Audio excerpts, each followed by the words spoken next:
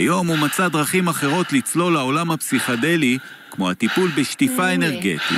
תוך כדי שאתה נושם, אני אתחיל לטלטל את הגוף שלך.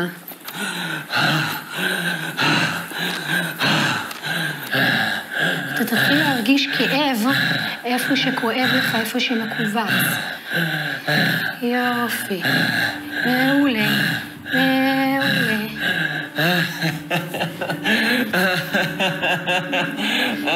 תוציא.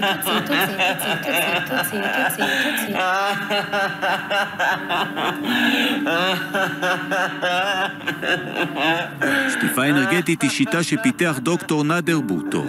בנשימה מחזורית הגוף נכנס לטרנס.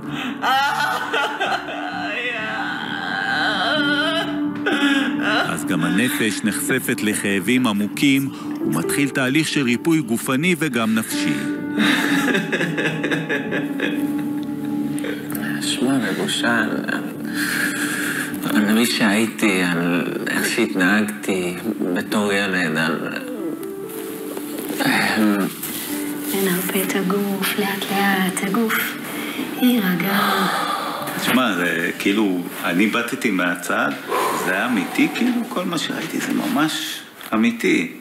כן, זה כל כך חזק תגיד לי עד כמה אודי זה דומה לחוויה פסיכדלית. בטח. כן? בטח, כאילו, מה שקורה פה, אנחנו עושים את הנשימות, עוקפים את הראש, ואז אתה נכנס לאיזה מין טרנס בראש, פתאום זיכרונות צפים, פתאום זה חוויה פסיכדלית נורא דומה, אתה לוקח את החומר, מסתיים את הפתיחה הראשונית של רגע עברנו מצב תודעה, והופ, פתאום אתה במקום, זה סיים בא לי להגיד. זה סוג של היפרוונטילציה, ואז ההיפרוונטילציה עם הטלטול, זה בעצם מה שבסוף גורם לאנרגיה לזרום, גורם לרעד בגוף. זה היה נראה כמו טרנס כזה. נכון. אתה היית בטרנס. לא הייתי פה.